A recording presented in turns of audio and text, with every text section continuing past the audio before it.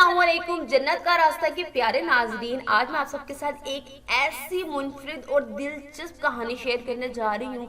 आप में से बहुत से लोगों ने सुना होगा कि बहुत से ऐसे वाक़यात सुने होंगे कि कब्रिस्तान में ये हो गया, ऐसा हो गया, फलां के साथ ऐसा हो गया। आज मैं आप सबके साथ एक ऐसी कहानी शेयर करने जा रही हूँ जो कि आज से 15 साल पहले की बात है। हमारे मोहल्ले में एक औरगन रहता था जो फोत हो चुका है। नाम मोहम्मद यूसुफ था। मजबूत जिस्म और बड़ी बड़ी आंखें जिनमें नूर ही नूर भरा हुआ था। इसके चेहरे से नूर झलकता था। इसकी एक ही रूटीन थी, सुबह घर से निकलना और शाम को कब्रिस्तान से वापस आ जाना। हमेशा रास्ते के एक तरफ से चलता था और किसी की तरफ बुरी नजर से नहीं देखता था। एक दिन मोहल्ले के पढ़े लिखे लड़के इकट्ठे हुए और यूसुफ से कहने लगे, आपकी सारी उम्र कब्रिस्तान में गुजर गई, हमें कोई वाकया सुनाए। ये सुनकर यूसुफ संजीदा हुआ और लंबी सांस ली और कहने लगा, आज मुझे 27 साल हो गए हैं, मैं कब्रें बना रहा हूँ। मेरे साथ एक ही वाकया गुजरा है। गर्मियों की दोपहर थी, कुछ लोग मेरे पास आए कि बाबा जी कब्र बनानी है। मैंने पूछा आदमी है या औरत, तो उन्होंने बताया कि औरत करंट लगने की वजह से फौत हो चुकी है।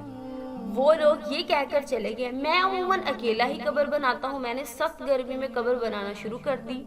दोपहर 2:30 बजे कब्र मुकम्मल हो गई। कब्र को फाइनल टच देने के लिए मैं कब्र के अंदर कूदा तो मुझे ऐसी आवाज आई जैसे कोई शीशे की चीज टूट गई है और बस फिर खुशबू ही खुशबू फैल गई। कब्र ठंडी हो गई।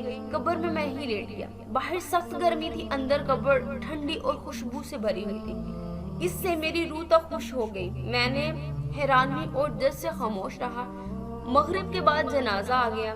औरत के वर्सा ने इसे दफना दिया और चले गए। मगर मेरे अंदर तजस्सुस भरा हुआ था कि इस औरत की कौन सी नेकी है जो इसको इतना बड़ा इनाम मिला है। बातों ही बातों में मैंने मालूम कर लिया था कि ये औरत फरीद गेट बहावलपुर के अंदर रहने वाली थी और बिजली की करंट लगने से फौत हो गई।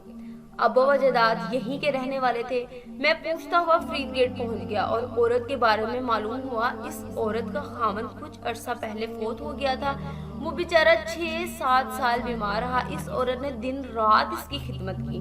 खामन की शदीद बीमारी के बावजूद इसके साथ बेवफाई नहीं की और दिलो जान से इसकी तमादारी करती रही और गुर्बत के बावजूद मेहनत मजदूरी करके खाना खिलाती रही और अपने जज्बात को अपने बीमार खामन पर कुर्बान कर दिया।